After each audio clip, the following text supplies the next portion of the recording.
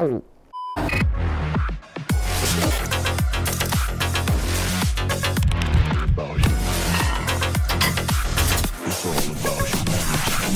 is up, guys? Welcome back to a brand new video and welcome back to the channel. I just wanted to quickly say thank you very much for all of the support and everything so far. It's been amazing, so I can't thank you enough. Don't forget to subscribe to the channel and like these videos if you're enjoying the content so far. But in today's video, I'm gonna quickly go over my 5 tips on how to get started at the gym. Maybe you're looking to get back into the gym or you're just starting, but either way, I think these 5 tips can be very useful. I'm gonna take you through my typical day, and along the way, I'm gonna show you and talk about the 5 things that I think are most important when starting back up at the gym or getting into it for the first time. Let me just get the stuff for breakfast. Actually got to get my creatine as well. Scoop of creatine. This is hiding a whole banana. You dip the banana in some creatine, had some more creatine, and another one. So before I get into making breakfast, I want to quickly go over the first tip of what I think is the most important. So tip number 1 is going to be just to start. Just get started. And I know it maybe sounds simple or it sounds like a silly thing to call a step in this whole journey, but honestly, I think the hardest part is to mentally prepare yourself for this type of change. And obviously it's gonna be a little bit of a change in lifestyle, so it's not just something small that you're doing for a day or two, it's something that you're gonna be doing for hopefully the foreseeable future. And I think that mentally, if you can get yourself into that mindset of wanting to better yourself and make positive changes in your life, then I think that this whole journey and this whole process will go a lot easier. All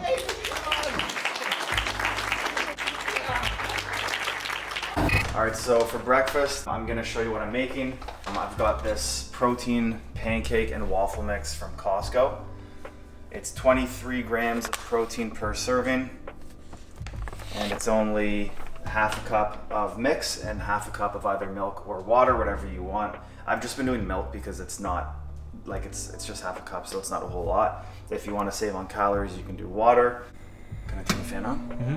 So I'm gonna be having 1 serving of pancake mix. I'm gonna be having a couple little white chocolate chips in there. I'm pretty much putting in like just less than a tablespoon, so I can have that, it's fine. It's not a whole lot. I might put a little bit of vanilla Greek yogurt on it instead of using maple syrup. I sometimes get sugar-free maple syrup, but I don't have that right now, so I'll maybe just use the Greek yogurt, get a little bit of extra protein in there, and then I'm also gonna have some cottage cheese with that. Cottage cheese is like definitely one of my favorite snacks. I find that it's obviously high in protein, and a lot of people don't like it, and like I don't blame them because it kind of looks weird, but you can have it with like crackers or something. I find that maybe helps get you over that like issue with the texture and whatnot. So I'll put vanilla Greek yogurt on top of this, and then I'm also gonna add in a few white chocolate chips. These guys here, which are nice. So I'm gonna eyeball, maybe half a tablespoon or something. I'll say like a tablespoon. Let's get this going. So I just make 1 giant pancake, or like 1 large size pancake with the mix instead of like multiple. So we'll get that going. Wait until you start to see some bubbles on the top. Make sure the pan is not too hot, otherwise it's gonna burn. It's time to flip. Do you need like another spatula? I can just see me like ripping it right in half and then be like, ah.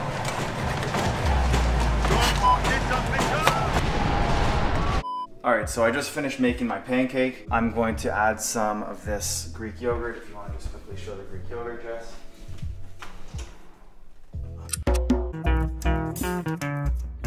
Oikos Greek yogurt. So serving size, 3/4 of a cup. I'm not gonna put on that much. I'm gonna put on like 1/4 of a cup, which I would say is about that, wouldn't you? Yeah. That's probably 1/4 cup. I'm gonna put out a bowl of cottage cheese. This I also get from Costco. You can get like 2 of these for like, I think $5 or $6, so it's a really good price. The cottage cheese is a really good source of protein. So for a half a cup, it's only 100 calories, 2.5 grams of fat, and then 14 grams of protein. So now is a perfect time to bring up tip number 2. and that would be to download yourself a nutrition app on your phone. Okay, so I'm gonna show you what the MyNet Diary app looks like on my phone. So I'm just gonna click on it here, and you can see off to the right-hand side, you have breakfast, lunch, and dinner, as well as snacks at the bottom, and my daily caloric intake, which is 2825. But for breakfast, I'm gonna put in the protein pancakes and cottage cheese that I had. So I'm gonna click on breakfast, and then the plus at the bottom right, I'm gonna type in protein pancakes, and because I've already had it in the past, it's already saved up there, which is very handy. I'll select 0.5 cup, which is 1 serving. I'll hit log, and then the next thing is the milk. So I'm gonna select milk here, 1%, and it's 0.5 of a cup as well. And then I also put in 1 tablespoon of white chocolate chips. Type that in, it's already there. And 1 tablespoon is about 15 grams, so I'm gonna select 15 grams, hit log. And then the last thing I had was a cottage cheese, so I'll type that in, 2% cottage cheese. I had about 110 grams or so, so I'm gonna select that, hit log.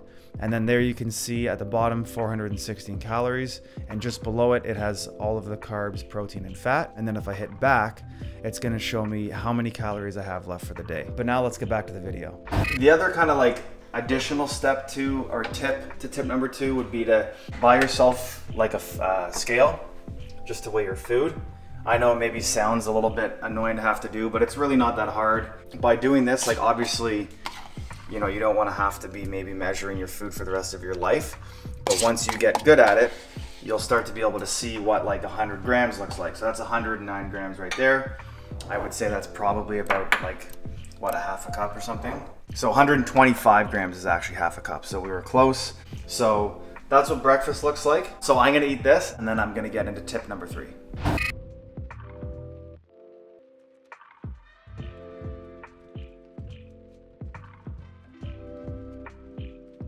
All right, so we just finished breakfast. Jesse and I are gonna head to the gym in a sec. I'm just gonna finish some pre-workout. But the last point I wanted to mention, just with regards to tracking your calories, is if you don't do it, you're not gonna know if you're hitting the right calories for the day, and you're not gonna know if you're hitting the right protein for the day. So as I've mentioned before, the 2 kind of most important parts of the whole like macronutrient thing and all that stuff is make sure you're hitting your calories and make sure you're getting the right protein. So without tracking it, you're not gonna know for sure. So that's why it's so important to download a nutrition app, and then that way you'll be able to tell if you're properly hitting your targets for the day.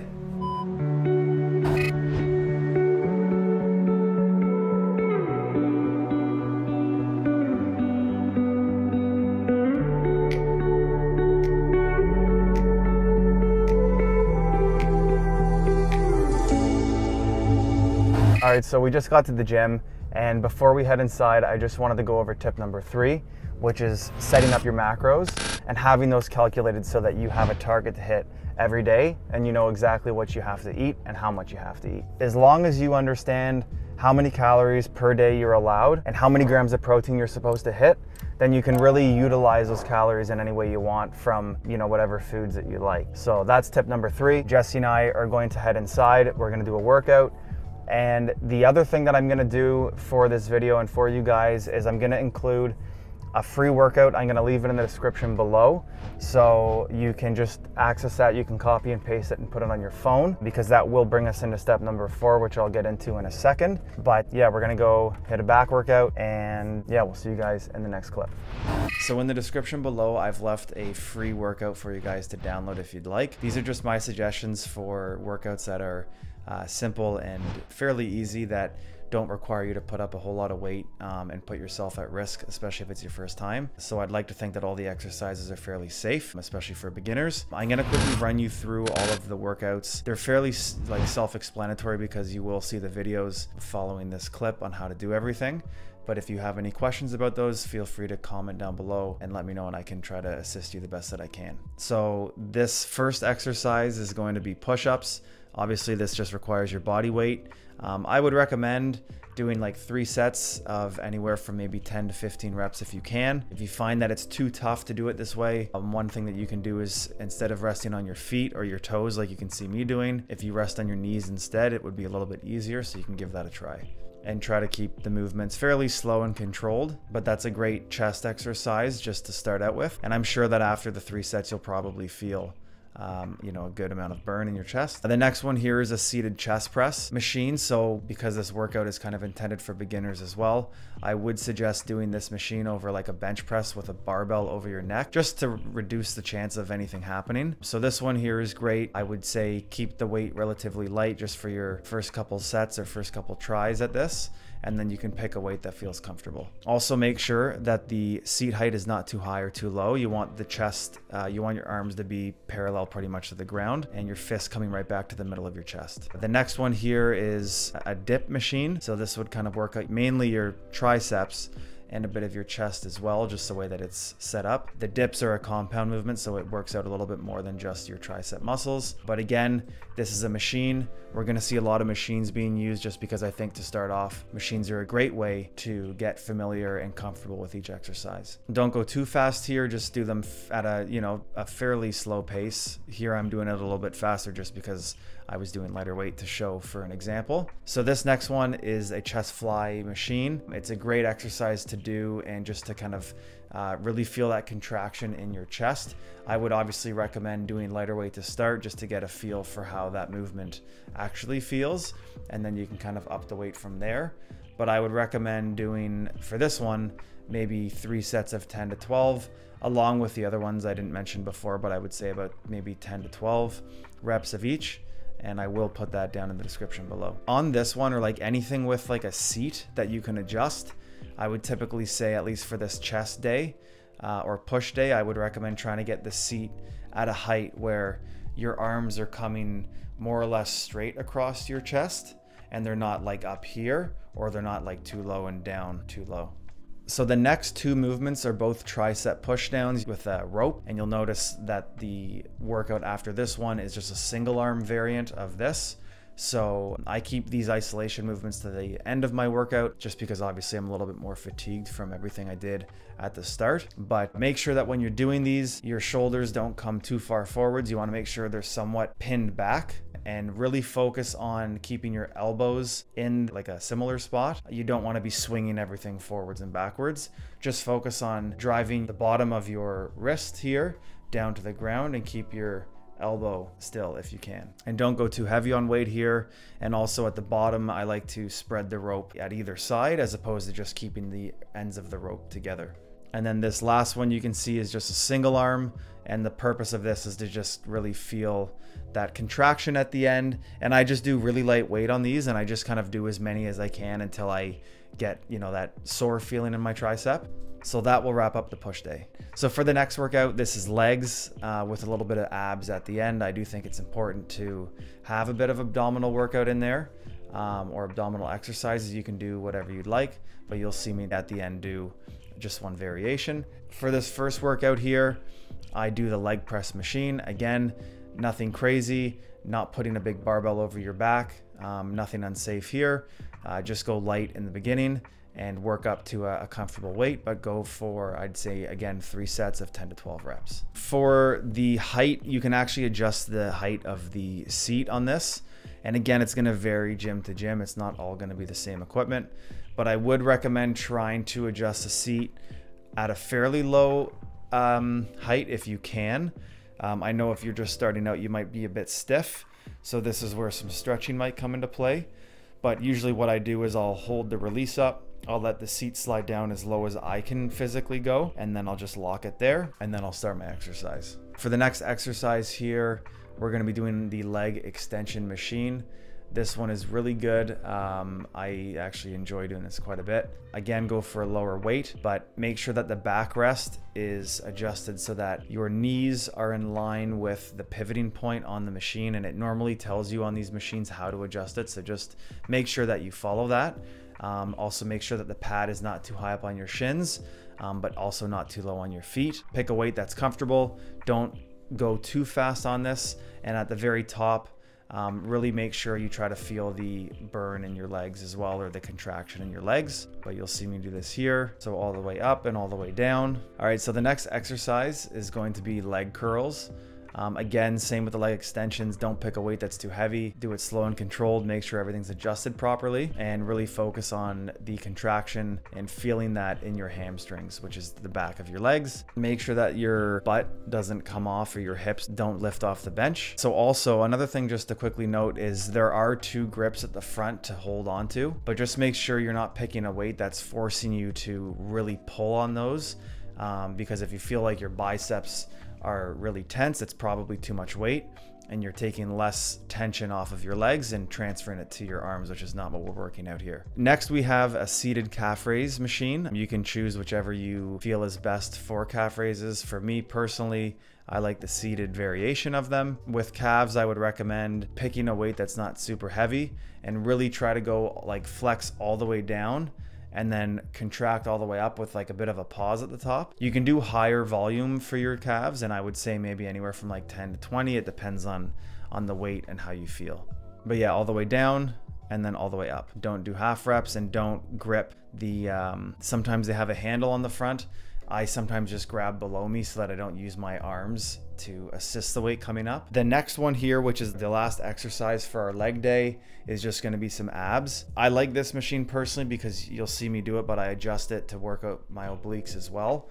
And it's essentially just like a seated crunch machine, but you can do standard sit-ups if you wish, whatever works best for you. If you are gonna choose a machine, don't pick a weight that's too heavy, especially if it has handles like this, because you'll notice that you're gonna use the handles to pull yourself down, and because there's a pad in front of your feet, you'll probably end up pulling on that to get yourself up, and you're not actually gonna be working at your core, you're just gonna be kind of pulling up on your legs and down on your arms.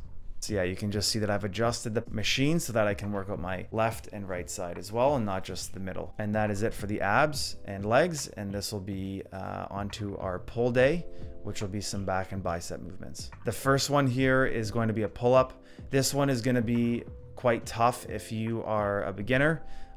The gyms do sometimes have like an assisted pull-up machine where there's a pad that you just rest your knees on. So if you can't do a bodyweight pull-up on your own, I'd recommend using the assisted pull-up machine and try to go for 3 sets. Again, if you're just starting off, I'd maybe say do lower reps, like work into it. If you can only get a few, that's fine.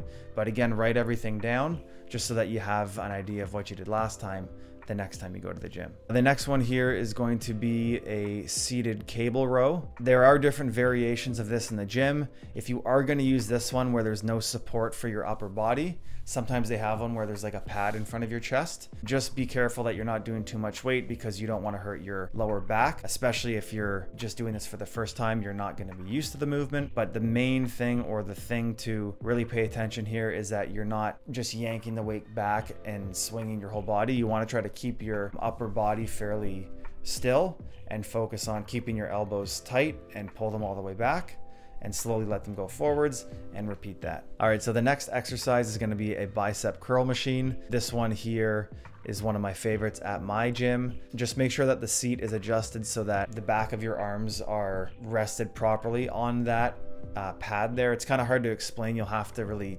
try it to understand where the correct position is. Play with it a little bit, but don't be too low where you feel like you're hanging, and don't be too high where you feel like your chest is coming over the pad. But yeah, go for 3 sets of 10 to 15, again, just to get used to the movement. Don't pick a weight that's too heavy, and just focus on contracting again the muscles here, and keep a steady pace for it. Don't go too fast. All right, the next one is lateral raises. Be careful with this one, especially if you're starting out. You can use a lateral raise machine if your gym has one. If you are gonna do it like I'm doing here, pick a lower weight, just because if you go too heavy, and especially if it's your first time, you might end up hurting your shoulders. So I would say to start, maybe recommend trying to use a machine, or just use like 5 pounds. And what I would recommend doing is don't focus on the weight at the end of your, that you're holding when you're swinging them up. Almost focus on your elbows carrying the weight up, and your hands are just coming up along with them. And just do controlled movement here. Again, all of the movements are going to be controlled. We're not doing anything fast. And then also, you don't want to be swinging. Sometimes you'll want to maybe swing your body as you're doing it. Try to keep your upper body still, and just focus on going up and contracting your shoulder blades, and just down slowly as well.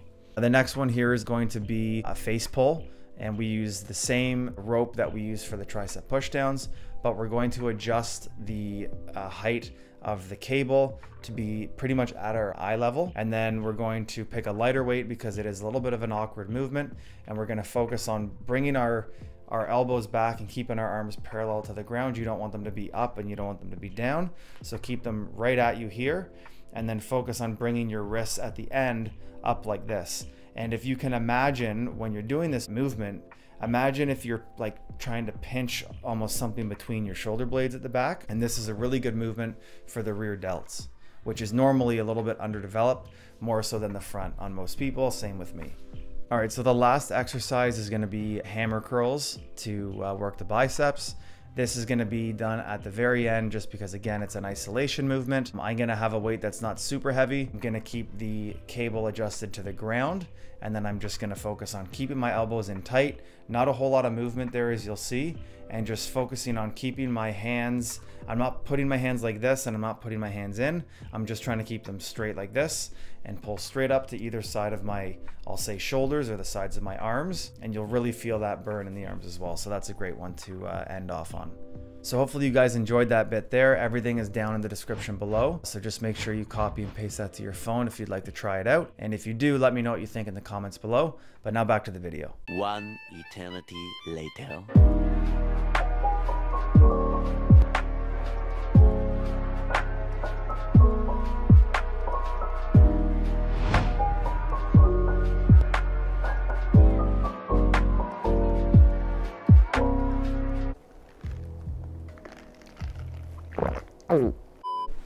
All right, so Jesse and I just got back from the gym, and I wanted to quickly go over the last tip. That'll be the 5th tip of the video. And this one is to write down your workouts and to track your progress, right? So essentially writing everything down is gonna help you stay on track, and it's gonna allow you to see if you are making progress in the gym. So just for example, I wanna show you, in my phone, this is how I have everything here. So I write down the weight that I've done for each exercise along with how many reps that I've done, so that every time I go back to the gym, I can see what I did last, right? So if I do 135 pounds for 6 reps, next time I'll do maybe 135 pounds for 7 reps, right? And I'll maybe max out at 8 reps, and then once I've done that, I'll up the weight and I'll start back at maybe 5 or 6 reps, whatever I choose. I've left a free workout for you guys in the description below, so copy and paste that into the notes section on your phone and utilize it the same way that I've done it. And if you do it that way, I think you'll have a much easier time making progress in the gym. All right, so that is going to conclude today's video. Hope you guys enjoyed it, and I hope you guys learned something from the video as well. Jesse and I are gonna make some food, but we're gonna throw up the 5 tips again on the screen so you guys can follow them. As always, appreciate the support. If you're new to the channel, subscribe, like the video, leave a comment, do all that good stuff, and we will see you in the next one. Peace.